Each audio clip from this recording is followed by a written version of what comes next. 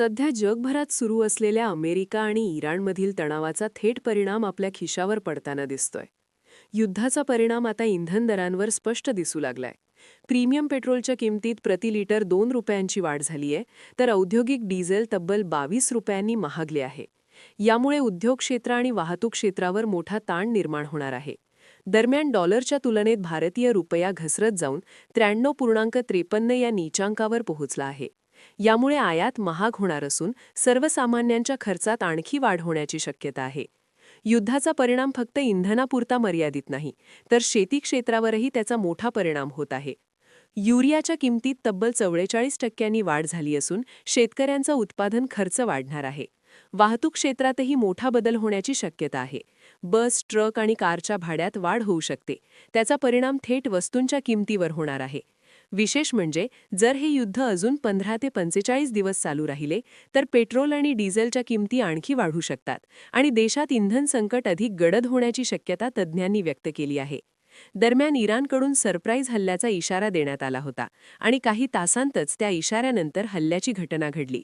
यामुळे जागतिक स्तरावर भीती आणि अनिश्चिततेचे वातावरण निर्माण झाले आहे. एकूणच पाहता युद्धाचा फटका आता प्रत्येक सामान्य नागरिकाला बसताना दिसतोय. महागाई वाढणार, खर्च वाढणार आणि आर्थिक ताण आणखी वाढणार. चुकीच्या हवामान अंदाजामुळे राज्यातील शेतकरी संतापले आहेत. पावसाचा अंदाज देण्यात आला, पण प्रत्यक्षात पाऊस पडला नाही. यामुळे शेतीसोबतच व्यापारातही मोठे नुकसान झाले आहे. या पार्श्वभूमीवर शेतकऱ्यांनी थेट आक्रमक भूमिका घेतली आहे. स्वतःला हवामान तज्ज्ञ म्हणवणाऱ्या पंजाबराव डक आणि इतरांवर गुन्हा दाखल करण्याची मागणी करण्यात आली आहे. पंढरपूर येथे शेतकऱ्यांनी मोर्चा काढून निषेध व्यक्त केला. शेतकऱ्यांचे म्हणणे आहे की चुकीच्या अंदाजांमुळे लाखो रुपयांचे नुकसान झाले. शेतकऱ्यांच्या प्रमुख मागण्या स्पष्ट आहेत.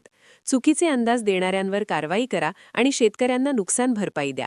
सध्या ही परिस्थिती अधिक गंभीर होत असून शेतकरी आर्थिक संकटात सापडले आहेत.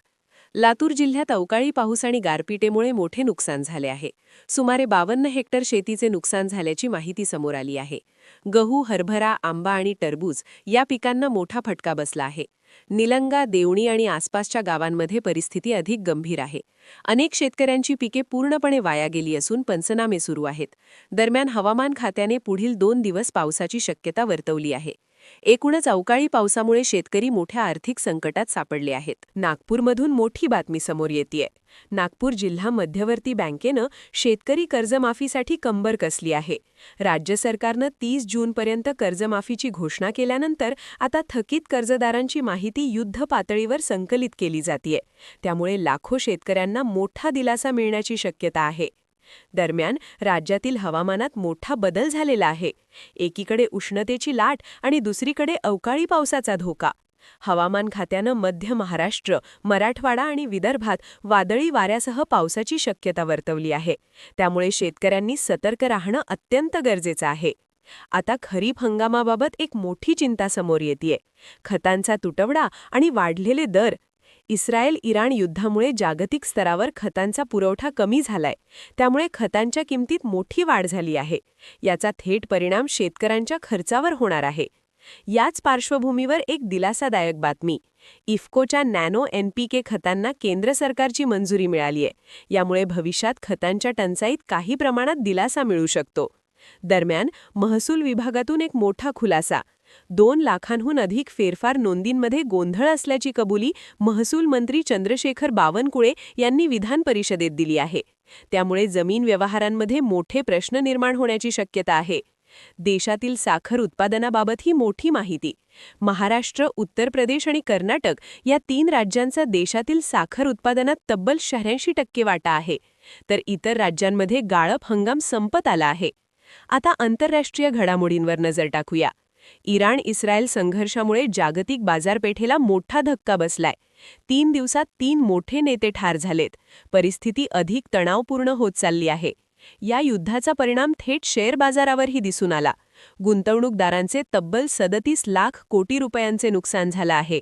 सेन्सेक्स आणि निफ्टीमध्ये 3% जास्त घसरण झाली आहे. सोने चांदी बाजारात मोठे चढउतार दिसून आले. चांदीत मोठी घसरण झाली तर सोनेही स्वस्त झालं आहे. तेल आणि गॅस दरात मोठी उसळी, पण भारतात सध्या दर स्थिर आहेत. दरम्यान रामलीला मैदानावर शेतकऱ्यांचा मोठा आंदोलनाचा इशारा. भारत अमेरिका करार रद्द करण्याची मागणी केली जात आहे. आता पुन्हा राज्यातील हवामान अपडेट. विदर्भ, मराठवाडा आणि पश्चिम महाराष्ट्रात गारपिटीसह अवकाळी पावसाचा तडाखा बसलाय. गहू, हरभरा, कांदा, आंबा, द्राक्ष यांसारख्या पिकांचं मोठं नुकसान झालं आहे. शेतकऱ्यांच्या हातातोंडाशी आलेला घास हिरावला गेला आहे. नाशिक, छत्रपती संभाजीनगर, जालना, परभणी, हिंगोली, वाशिम, बुलढाणा या जिल्ह्यांमध्ये मोठ्या प्रमाणावर नुकसान.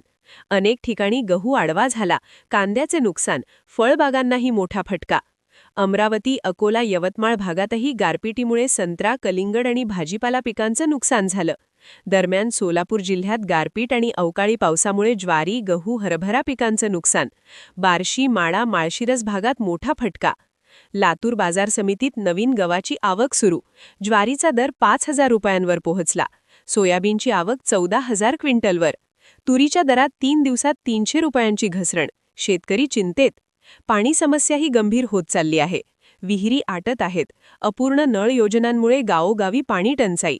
दरम्यान सरकारच्या विविध योजनांबाबत अपडेट. अण्णासाहेब पाटील विकास महामंडळाकडून 75,000 युवकांना दिलासा. स्वच्छता कामगारांच्या मुलांना 3,500 रुपयांची शिष्यवृत्ती. पण काही योजना अजूनही रखडलेल्या. बैलगोठा योजना 3 वर्षांपासून प्रलंबित. घरकुल योजनेचे हप्ते अडकलेले. दरम्यान कृषी विभागाकडून सूचना. ई-पीक पाहणीची अंतिम तारीख 31 मार्चपर्यंत वाढवण्यात आली आहे. शेतकऱ्यांनी वेळेत नोंदणी करावी. कृषी पंपांना 12 तास वीज पुरवठ्याची मागणी शेतकरी संघटनांनी केली आहे. एक धक्कादायक बातमी. भोंडूबाबा कॅप्टन खरात प्रकरणात मोठी कारवाई. फार्म हाऊसमधून पिस्तूल जप्त. आणखी धक्कादायक व्हिडिओ पोलिसांच्या हाती. तपास आता SIT-कडे. दरम्यान केळी पिकाच्या भावावर परिणाम करणाऱ्या लॉबीवर कारवाई करण्याचे निर्देश कृषी मंत्री शिवराज सिंग चव्हाण यांनी दिले आहेत. जळगाव जिल्ह्यात केळी पीक विमा घोटाळा. 75 कोटींचा डल्ला. 42 जणांवर गुन्हे दाखल. शेवटी पुन्हा हवामानाचा इशारा. पुढील 24 तास राज्यात अवकाळी पाऊस आणि गारपिटीची शक्यता कायम आहे.